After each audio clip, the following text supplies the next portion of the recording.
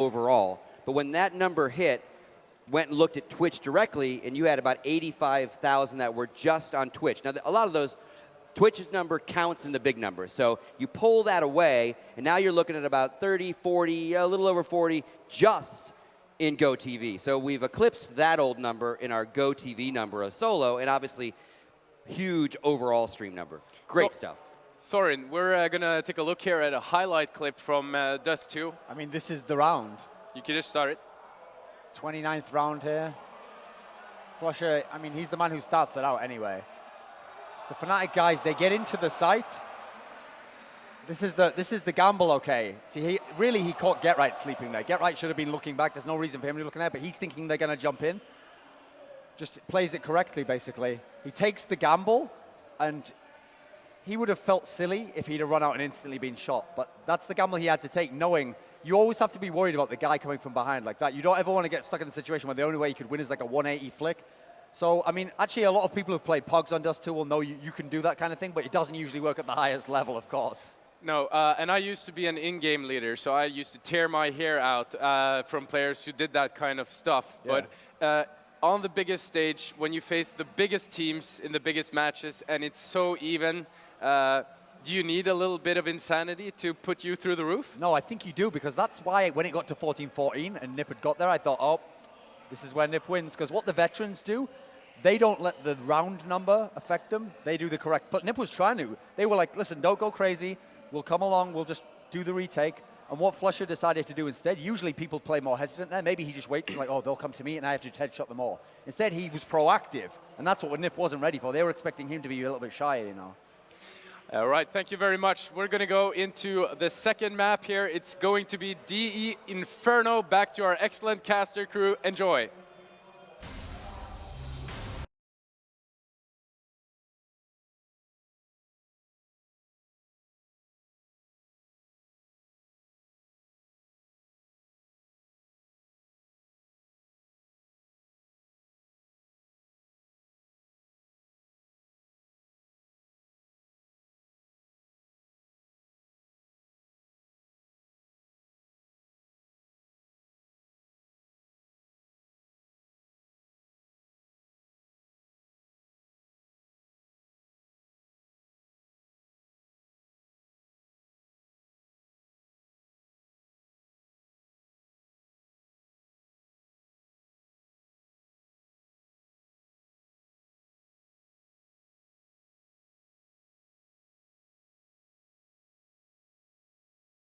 Playing super serious after that.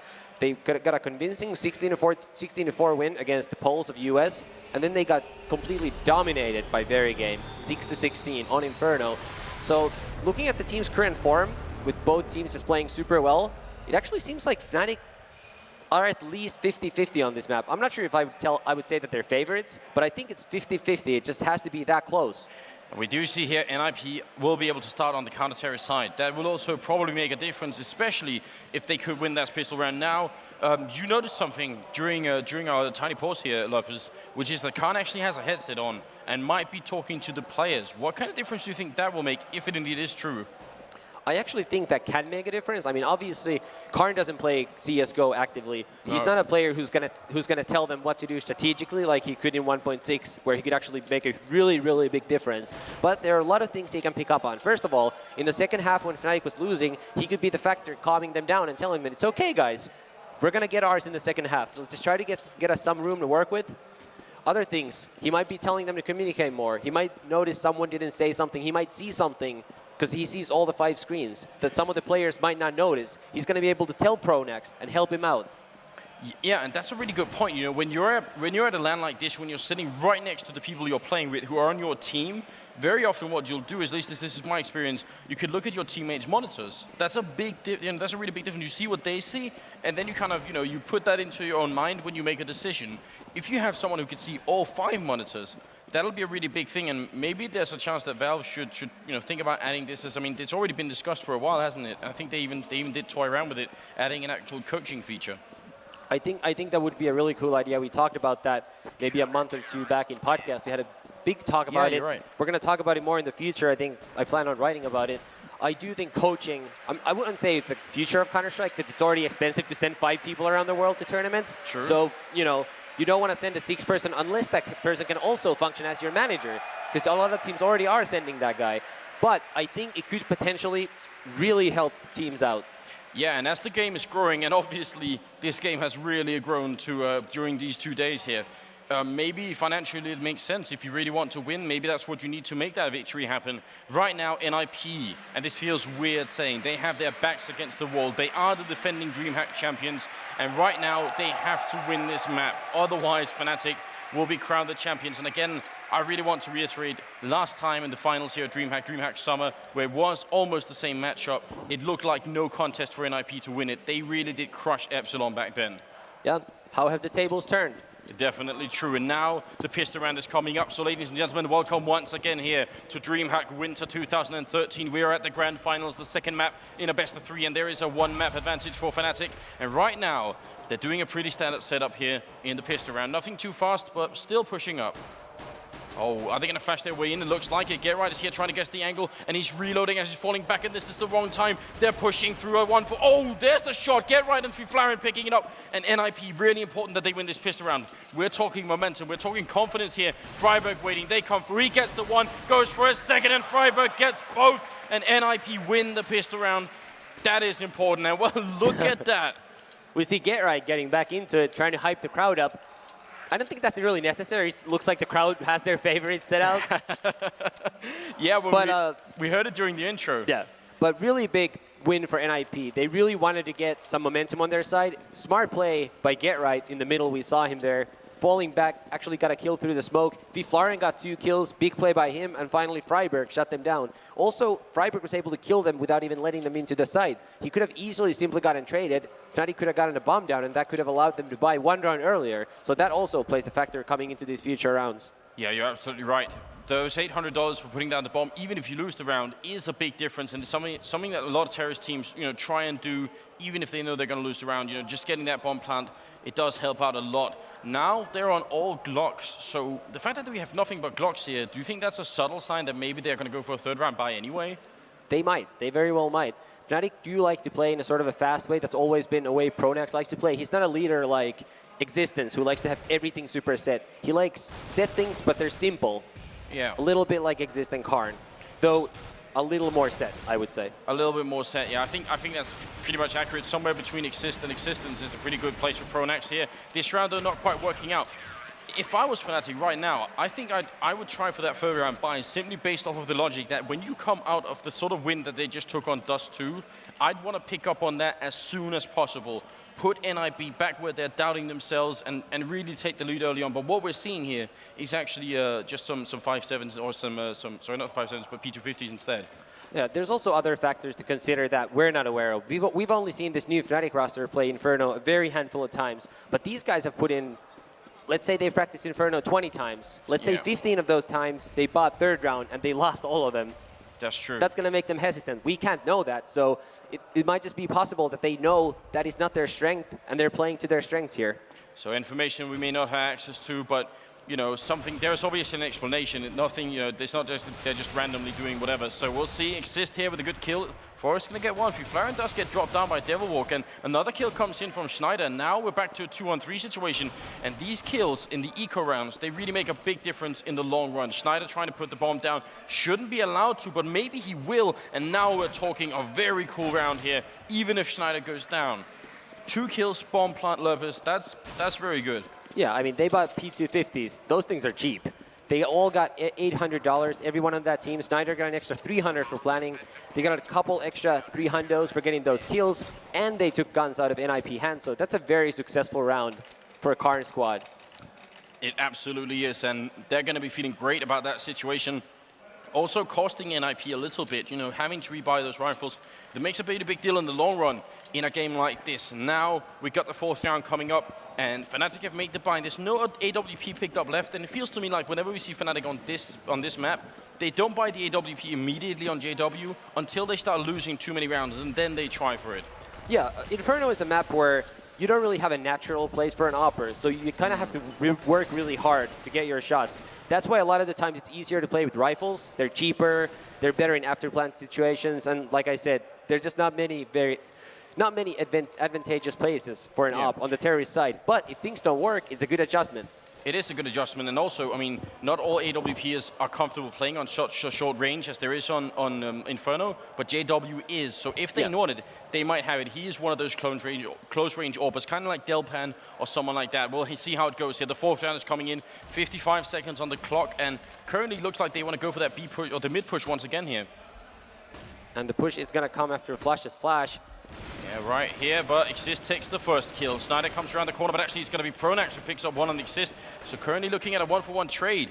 They see the bomb there, NiP. They know that the bomb is here, so they can be quite sure that the push is actually happening, at least until, yeah, well, there's 35 seconds, so probably not going to go all the way to B right now. Forest is down in the pit waiting, and Fnatic haven't made a full breakthrough yet. They've actually traded 2-for-1.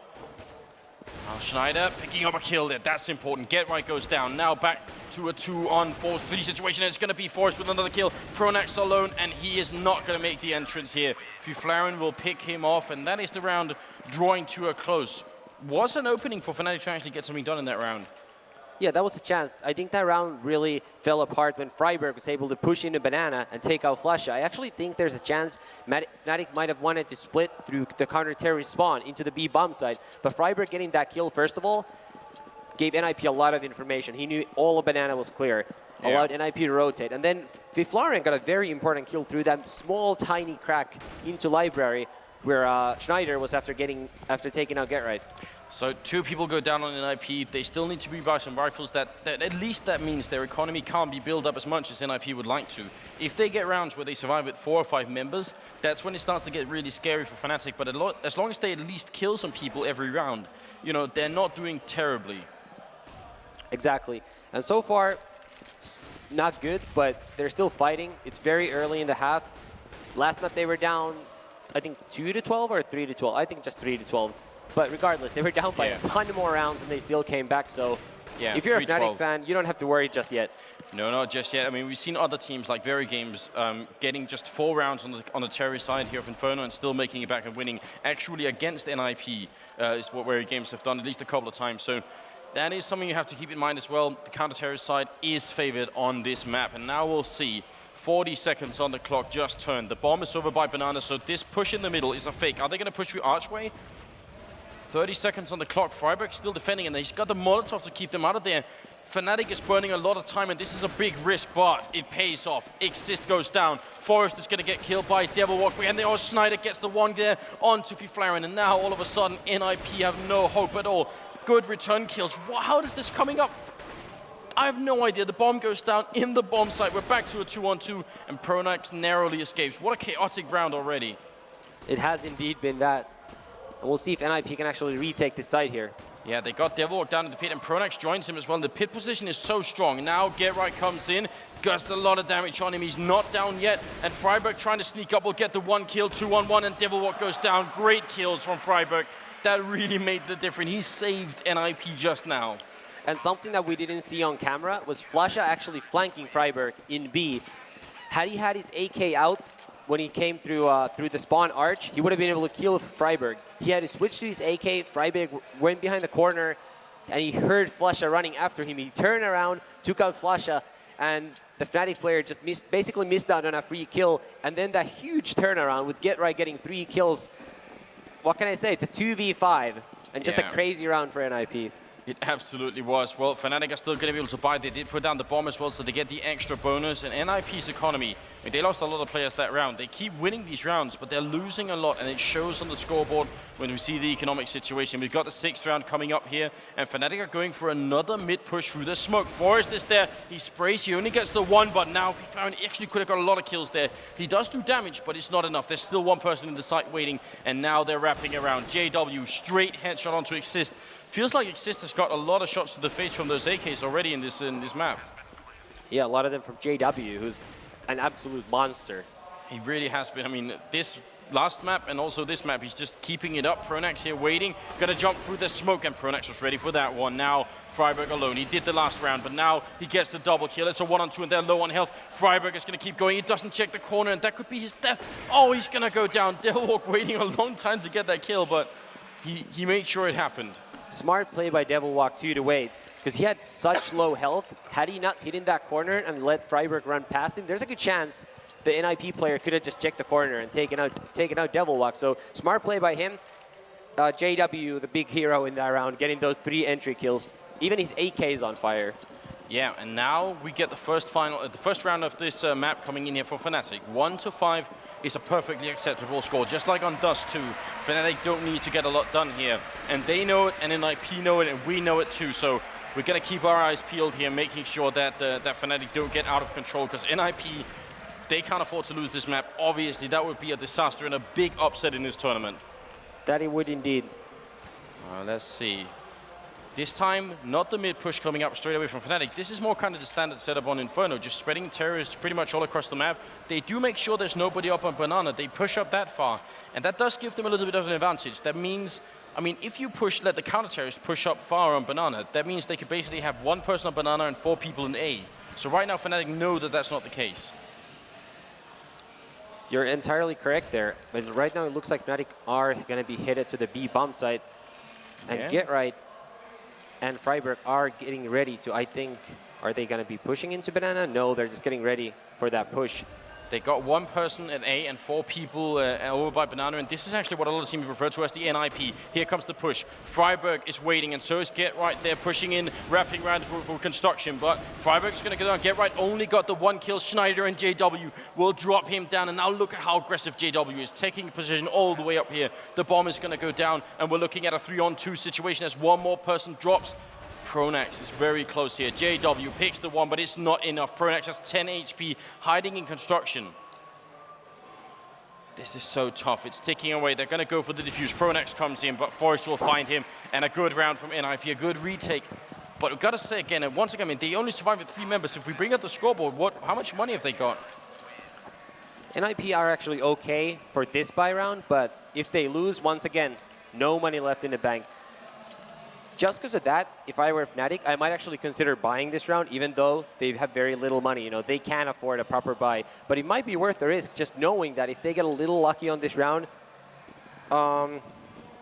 yeah, and NiP would have to save. And this time they don't go for it. And obviously we don't know what Fnatic are saying, but you have to imagine that's the kind of conversation they might be having the first, 5 or 6 seconds of the round when it's just a freeze time. Maybe just going over it in their minds. How much money could they theoretically have, and is it worth it for us to actually try and punish them because of it?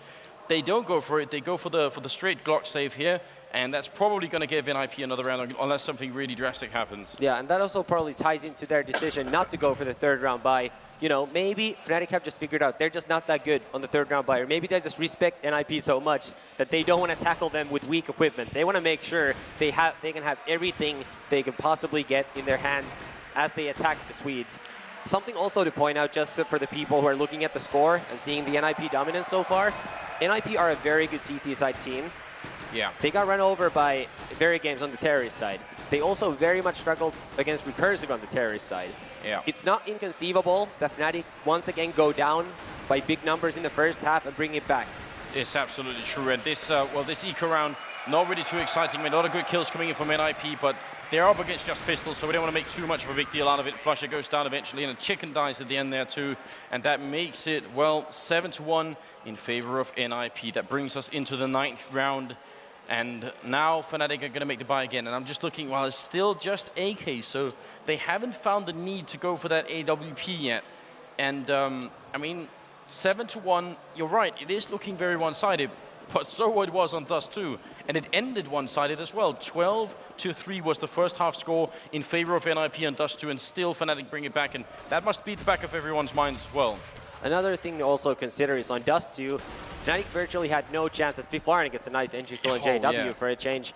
Fnatic virtually had no chance on the rounds that they lost. So far in Inferno, almost all the rounds have come down to the wire. There's been a bunch of rounds, like the 5v2, that Fnatic actually should have won. Yeah. So this map actually has been a lot closer when you actually take a look at the actual rounds being played. Yeah. And don't just look at the score solely.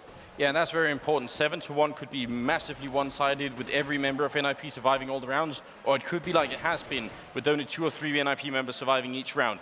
Boost up into the bomb side. They boosted up on the archway in there, so that's really cool. If Fnatic go for the A bomb side, they might not check in, and that could really lose them a lot of players. We see one of the NiP players with the X-ray there up on the sky, so that's how it works. 4-on-5 situation with 45 seconds left.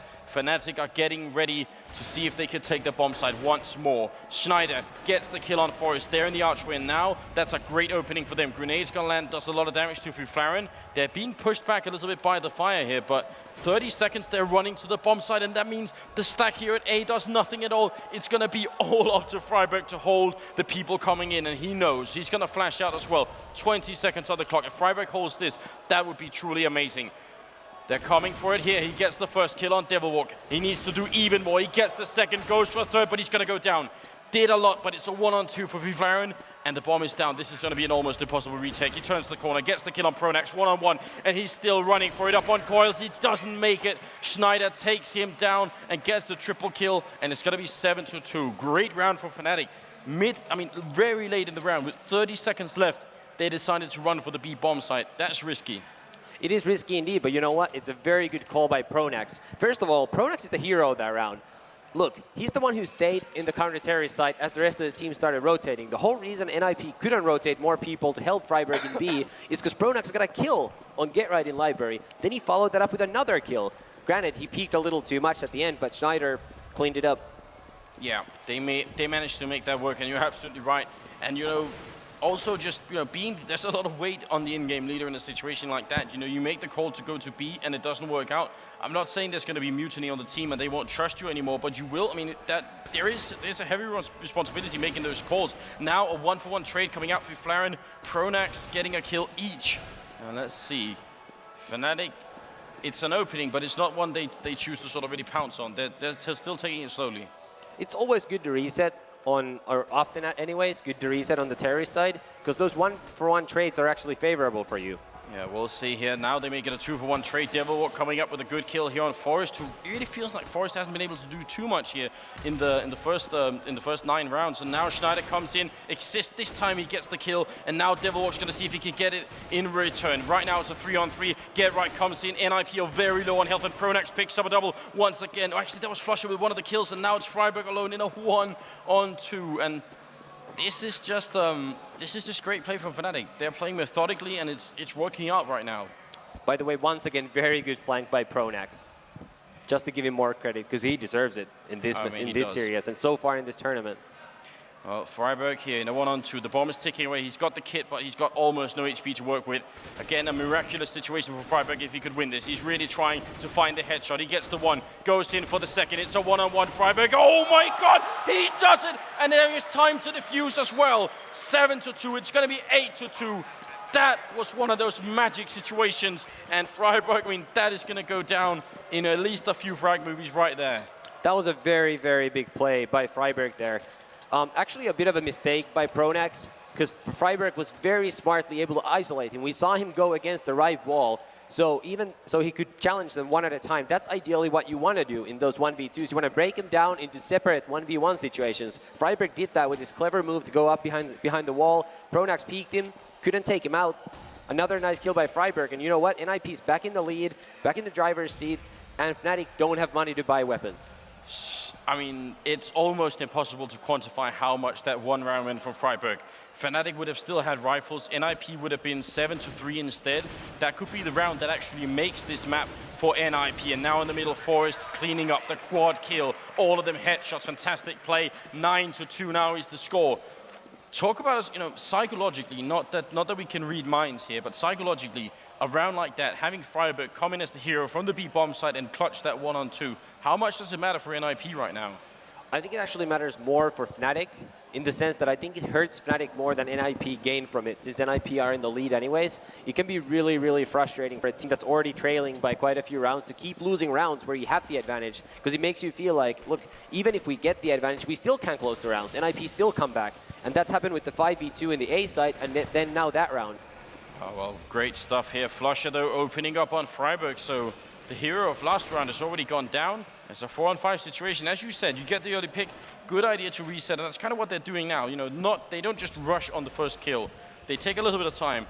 And now JW, they're trying for one more pick. Is it going to work out? Exist going to pick off one, but there's JW with the instant return. 2 for 1. Now Flaren with a great double kill, and that could be it. He's got the bomb covered as well. That is really fantastic. Devilwalk might be coming in from behind, and Flush just pushing up in the middle. Can they make it work? Fnatic could still do some damage here, because Forrest is low on health. They try for it, and Get Right is going to pick the kill. Devilwalk with the kill on him. 1-on-2 situation. The bomb picked up here. 45 seconds.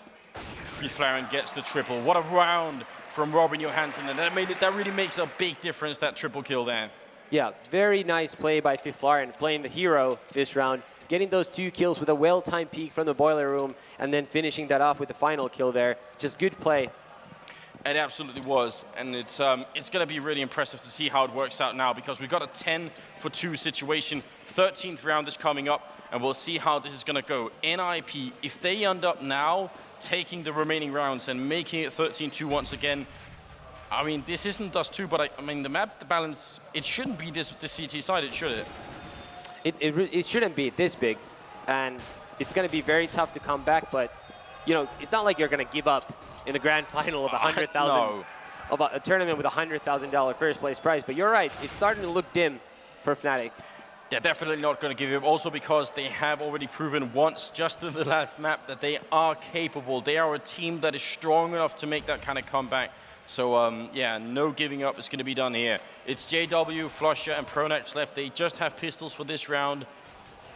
What kind of change can Fnatic make at this point? Because this is looking like it's going to be 11-2, so they won't have that many rounds to play with. I mean, 2 rounds left out of this one. How can Fnatic bring just 1 or 2 more rounds home? You know what, as odd as it sounds, they actually don't have to change that much. They just have to close out the rounds where they get the advantage, because they've had quite a few of those, but they've just been unable to close them out so far. So does that come down to Pronax as an in-game leader? You know, there are kind of different stages here. Is it that he's making the right calls early in the map, and then in the mid-game they get the wrong calls, or is it just that NiP are very good at clutching the rounds when it comes to the mid-game? Actually, it's not so much Pronax making the wrong calls mid-game, because a lot of the time that comes down to individual play in those 2v3 type situations. So it's actually not up to the in-game leader anymore usually at that point. Most of these after plans that we're talking about are ones where Fnatic made bad decisions individually, or NiP just countered their okay decisions by making better ones and hitting crazy shots. So I actually don't think any of those rounds are on Pronax, except maybe that 1v2 clutch, maybe where he overextended a little bit. All right, so there it is, 11-2. 14th round is coming up. NiP have held on for a very, very long time. They got Forrest up here in the apartments waiting, and the apartments hallway a little bit wider here on the Valve version of the map. Also, just a slight note worth noting as well if you're not used to the map. But now more smokes coming up in the middle. Fnatic looks like they want to do this split push against the A bomb site. They got some people in the middle and some people up in apartments, and NiP are not defending apartments. They're letting Fnatic have them. That they are. See how this plays off. And that also has been the case so far in this half. NiP really haven't played aggressively in the apartments at all. And that's, you know, sort of a stylistic difference. Some teams really do prefer to do that, and other teams just don't. But I mean, you also do commit a lot of players there. Pronax, opening kill on Flaren. He really has been playing fantastically so far. Forrest in mid-air, the bomb is dropped. Exist gets the kill as well, but right now it's a 3-on-3 situation, and Exist just has his pistol out. He ran out of bullets, and it's going to be Get Right, and it's going to be Freiburg to try and retake this 2-on-3. The bomb is going to go down as well. If NiP takes this back one again, that will break Fnatic a little bit. Their spirit again, losing a 2-on-3. So let's see if they could do it. The bomb's still not planted here. There it goes, and now NiP are going to make their move. They are, and we'll see if Fnatic have learned anything from all those rounds they've lost earlier in the half. They should be a textbook round for them, as JW connects on a second headshot this round. And that really seals the deal. Now Get Right gets the first kill here, but he's going to go down to Schneider. And I love this setup. I mean, Fnatic had a great situation there because they could put the bomb down and they had enough time to get into positions. They had the bomb site, they had the pit, they had the apartments. That's basically a triangle that they got set up. That's very cool. That's just very good positions to defend a bomb site. You have people all across the map. So wherever the counter-terrorists are coming from, first of all, they have to look everywhere. And no matter where, you always have crossfires. Yeah, exactly. And actually, crossfires is kind of a key word when you look at Inferno, because you do tend to set them up on the counter-terrorist side as well, in the middle, over at B, even coming out of the apartments. There's just so many opportunities to get those crossfire setups. And it's been working for NiP so far, but 11-3. Fnatic win one more round, and all of a sudden this first half might be completely acceptable for them. Yep. So that's what it hinges on right now. We're sort of at the edge of a knife right now, and it could go either way. NiP could get another 12-3 half, just like they did on Dust 2. Fnatic could make it back, just like they did on Dust 2. But winning the pistol round for the second half right now is going to be once again critical for Fnatic. It will, indeed. Because you just have to win one of the pistol rounds. Say, we saw that with Very Games, actually. They lost both pistol rounds on Dust 2. I was talking to NBK after the match, and he said, well, you know, we got one of those pistols. Would have been a different story.